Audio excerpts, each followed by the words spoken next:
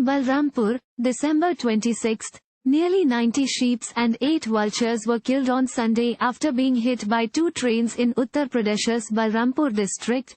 The incident took place in the Pachperwa police station area, near the Saryu Bridge. According to reports, the cattle were attacked by dogs and ran towards the railway track where they were hit by the train. A few hours later, vultures gathered over the cattle carcass when they, too, were hit by another train. Thank you for watching. Please subscribe to channel and click on bell for more daily videos.